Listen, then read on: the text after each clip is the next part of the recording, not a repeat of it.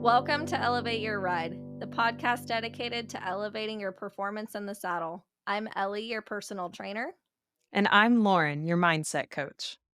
Today, I want to talk about why it's challenging and really important for you to get your shoulders back, have strong posture in your riding, especially when it comes to those more equitation type classes like the English equitation and the horsemanship and the showmanship, where you're getting that F&E score. And it's really important that you have strong posture, one, for your functionality of riding. When you have strong posture, it allows you to use your body in an efficient way, and then also for you to get as high of a score as possible for your appearance. So, I really want to break down what it means to have strong posture, why it's important, and how you can achieve it. So, the first thing that I want to break down is, what does good posture actually mean? So, good posture means that you are able to sit up nice and tall with minimal curvature in your spine. So, what I mean by that is making sure that you're not arching your back.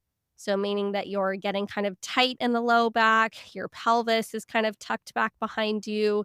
Your ribs are flared out in front of you. Typically, you put your neck in a more forward position. It's a common issue that I see in a lot of riders. It's actually something that I tend to struggle with myself. And what causes that is a postural distortion pattern called lower cross syndrome. And what it means is your pelvis is perpetually put into this forward tilted position. And it's something that you can either be born with or something that you can develop over time. I personally have always had one, just the way that my body is made. That's the way that my body likes to sit. So, what that means is my pelvis is typically tilted forward, my back is a little bit arched, and I tend to have a little bit of back discomfort and back pain. I have no doubt in my mind that that totally contributed to my back injury because I already had some back problems before I injured my back. And so, whenever you have some sort of a postural type issue, it can lead to more injury because your body is in a little bit of a misalignment, which has the potential to cause injury. So, how do you fix that postural distortion pattern? Well, so you have to look at what's going on biomechanically to create that lower cross syndrome. And basically, what is happening is you're getting long in your abs, you're getting short in your back, you're getting short in your hip flexors, and you're getting long in your glutes. Think about when you're sitting in a desk all day long, right? You're putting yourself in that shortened hip flexor, shortened back, lengthened ab, lengthened glute position. Well, you can imagine where this started. It's because we sit in a desk all day long, right? Especially in our formative years when we're in elementary school and middle school and high school, when we're sitting in desks all day long. And over time, the body will adapt to the positions that you put it into, whether or not you're intentionally trying to put it into that position. If that's what you're doing 8 hours a day, 5 days a week, your body's eventually going to adapt to that and it's going to learn that that is the position that you want it to be in. Whether or not that's your end goal, that's what you're telling your body to do. Hi, everyone. It's your personal trainer, Ellie. If you're looking to become a stronger, more balanced, and flexible rider, I'm here to help. I offer virtual personal training sessions and customized workout plans that you can complete on your own. As a fellow competitor, I understand the physical demands riding requires, and my goal is to help you perform your best for your horse, whether you're preparing for a show or just want to improve your everyday rides. Visit lopeanddowntherailfitness.com or click on my website tab in the notes of this podcast episode to learn more. Let's work together to elevate your ride. Okay, so what does all of that mean?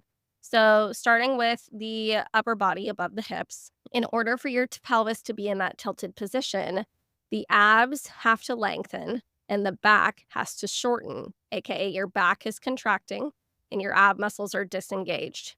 So, how can you fix that?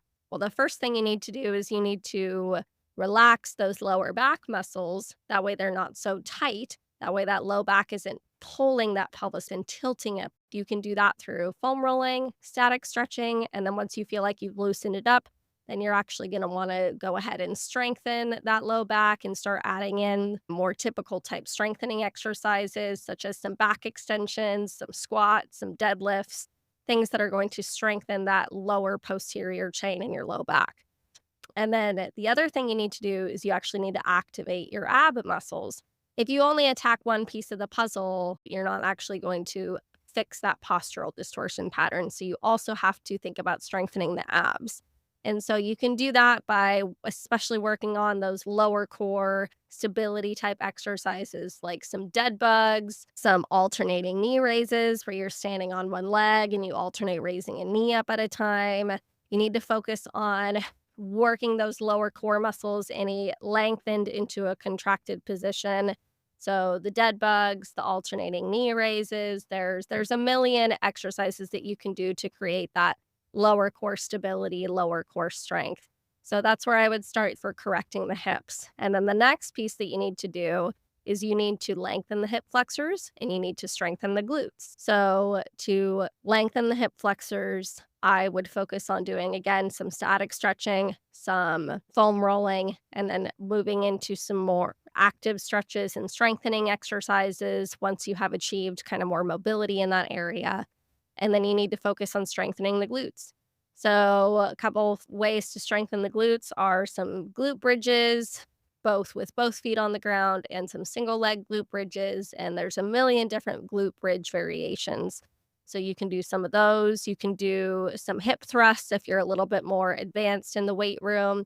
You could do some RDLs, single leg RDLs. There's a million ways to strengthen your glutes. Again, have to focus on strengthening the abs and the glutes, lengthening the hip flexors and the low back. So once you can achieve that, then we need to look at the upper body.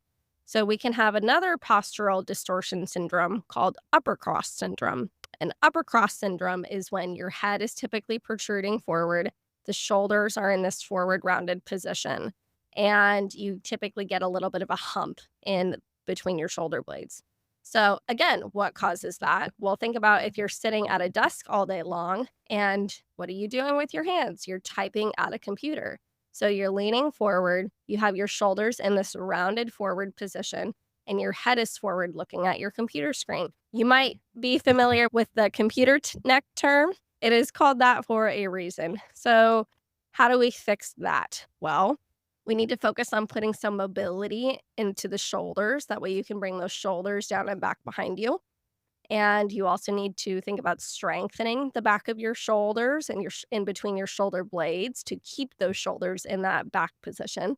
You need to focus on strengthening the upper back and especially the back and the neck to focus on keeping your head in that back position.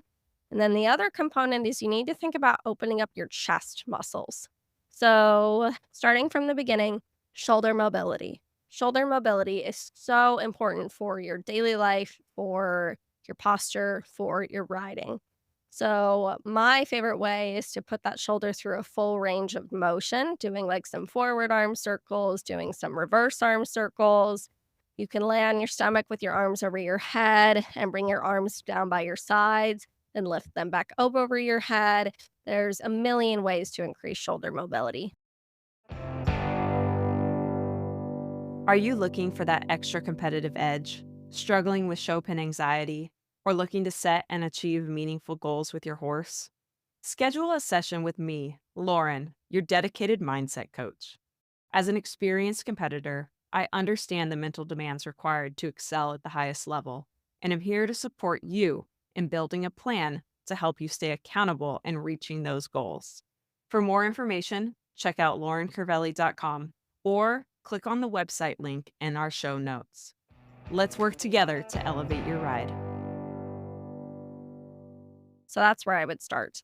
And then once you've increased that shoulder mobility, I'd focus on opening up the chest muscles. So this is going to be static stretching, foam rolling, doing stretches like the open chest stretch, arms crossed behind the back stretch, things like that. And you can search these all up on Google. Very easy to do a quick Google search for these. And then I would also focus on strengthening those upper back muscles. So you can do shoulder protractions, you can do face pulls, you can do rows, anything that's going to strengthen the upper back and behind your shoulders to help keep those shoulders back. And then you also need to think about opening up your chest muscles. When the shoulders are in this forward rounded position, we tend to get really tight in those chest muscles. So you need to open them up. Static stretching, foam rolling. And then for strengthening that upper back and for the back of the neck, I would also focus on doing things like back extensions, Supermans, things like that that are going to ask that upper back and especially down into the neck to contract to get stronger. So that's how you're going to achieve all of that on the ground. And yes, it seems like it's very time consuming. Yes, it seems like it's something you're going to have to work at every day. Those things are both true. Your posture did not become the way that it is from one day or 1 month or even 1 year. It took years for you to develop those poor posture habits. And it's unrealistic to think that you can get those habits to go away after a week or even a month. So, what you do every day, hundreds of times a day, will always trump what you do for 30 minutes 3 times a week. So, what I mean by that is, let's say that you're doing all of these things to improve your posture. You're doing all the foam rolling, the static stretching, the strengthening that I just mentioned, but 6 months go by and your posture has not changed. Well, what are you doing in your daily life? Have you made any sort of adjustments to your daily posture? If the answer is no, then of course you're not going to see a change in your posture. The two have to go hand in hand. You have to make that commitment that I'm going to focus on improving my posture every single day and focus on correcting those postural distortion patterns. You have to do both. If you only do one, you're not going to see the results. So when people get frustrated and tell me that they're not seeing differences in their posture, I ask what they do all day long. Are you just sitting at your desk with your shoulders in a forward rounded position and your back arched? If the answer is yes, then of course your posture is not going to change. I'll say it again. What you do hundreds of times a day is always going to trump what you do for 30 minutes a couple times a week, every single time. I guarantee it. So, how can you change that habit? Well, it comes from a moment of commitment where you just say to yourself, I'm going to commit to this for 6 months. I'm going to commit to every day having stronger posture. And I'm just going to make a mental note every day when I wake up. I'm going to look myself in the mirror and I'm going to say, I'm going to have stronger posture today. And right when you go to your desk, focus on having stronger posture. Bring your laptop closer to you. Find a desk chair that will let you sit up straight. Or better yet, try not to sit at all. I noticed a huge difference in my posture when I stopped sitting all day long. And I didn't even purchase a standing desk because they're actually really expensive. I just got a little shelf and I hung it up on my wall and I put my laptop there, and that's where I do my calls. I even went a step further and added a little walking pad treadmill underneath it. That way I can actually walk during my calls. That made a huge difference in my posture and in my mobility, in my daily aches and pains. I seriously cannot tell you how much it helped. What are you going to do to increase your posture, to have it be at the forefront of your mind every day? Do you need sticky notes? Do you need alarm reminders? Do you need a posture corrector bra? What do you need in order to be successful to change your posture? Once you can figure that out, then you just need to execute it. It's not going to be easy. It's not going to be fun. It's every 10 minutes, you're going to remind yourself, oh my gosh, I forgot. My shoulders are rounded. My head's forward. I need to sit back. It's during your meetings and when you're grinding on work, just taking a quick moment to say, okay, how's my posture? Okay, I need to sit back. I need to sit up. I need to lengthen my spine. It's that dedication and taking those moments multiple times a day to focus on changing that habit. Like I said, it's not going to be easy. It's not going to be fun. But do you want to be the best version of yourself? Do you want to be the best rider that you possibly can be? If the answer is yes, then you need to make these changes. Okay. Yes, to become a better rider, you need to spend time in the saddle. There is no doubt about that. But there's also no reason why you can't focus on pushing yourself to be the best rider that you can be outside of the saddle as well. You can focus on making yourself a better rider when you're at work. You can focus on it when you're sitting down after dinner watching TV. Instead of sitting on the couch, you could choose to grab your foam roller. You could choose to grab your yoga mat. You could choose to stand. During your workday, you could choose to do an extra couple stretches throughout your workday. You could choose to have stronger posture. There's a million things you can do throughout your everyday to be a better rider for your horse. If you don't believe me, then that's fine. But I think you guys are here on this podcast to learn how you can be the best you possibly can. And if you don't like my answers, that's okay. But these are the answers that I'm giving. Hey, Elevate Your Ride fans. Are you loving our show and looking for a way to show your support? Check out our line of Elevate Your Ride merchandise. From stylish t shirts to cozy hoodies to journals and hats, we have everything you need to represent your favorite podcast. Ready to gear up? Click on the Buy Our Merchandise Here link in the podcast notes, or head on over to our website, elevateyourride.co, and click on the Store tab. Thank you for your support. Make sure to like, follow, and share our platform with your friends. So, what can you do in the saddle? We've all heard 1,000 times the trainer sitting in the middle of the arena yelling at their client because they need them to get their shoulders back and the client just can't physically do it. It causes stress and annoyance for the trainer because they are just thinking that, man, like my client is just not listening to me. Why won't they listen to me? And then it causes stress and anxiety for the rider because they're like, I just can't do it. Why can't you understand that I just can't physically do it? So it comes from this lack of education, both from the trainer and for the rider about the body. And so in that moment, you can say to your trainer, look, instead of just yelling at me to get my shoulders back, tell me to open up my chest, tell me to sit up tall, tell me to tuck in my pelvis. Like, give me the cues that I actually need to tell me how to fix my posture instead of telling me to just fix it.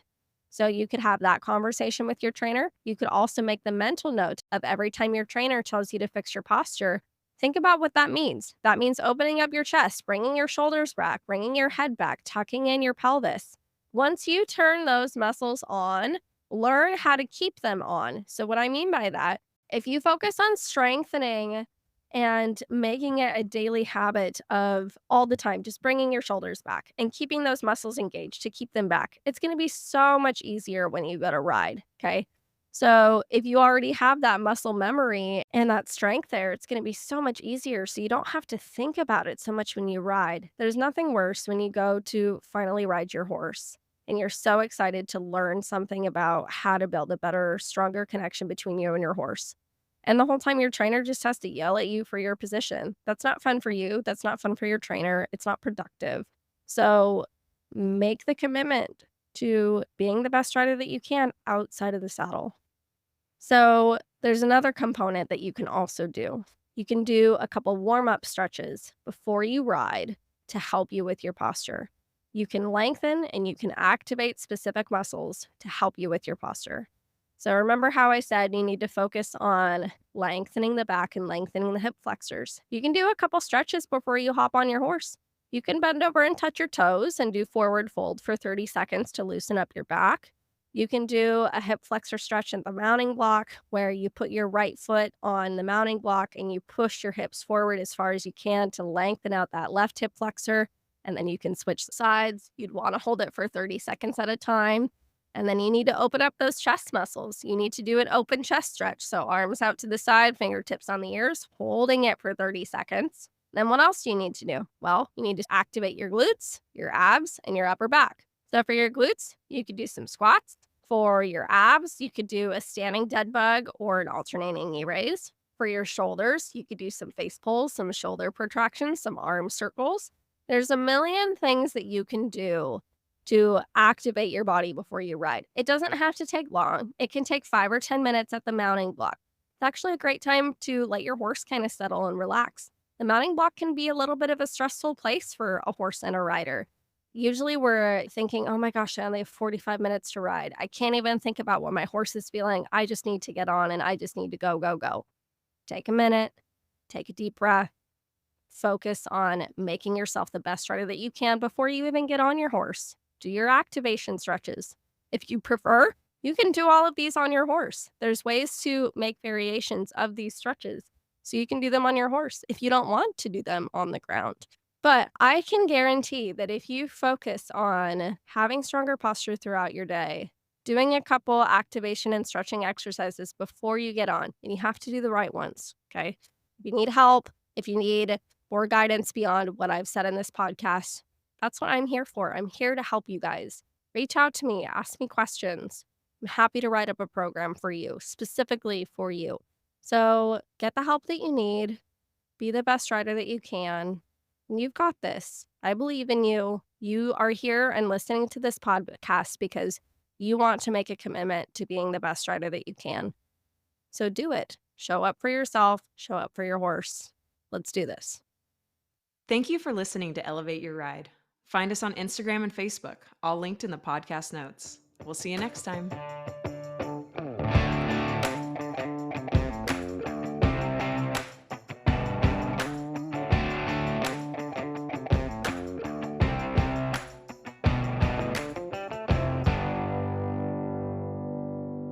The information provided by Elevate Your Ride is for educational and informational purposes only and is not intended as medical or professional advice.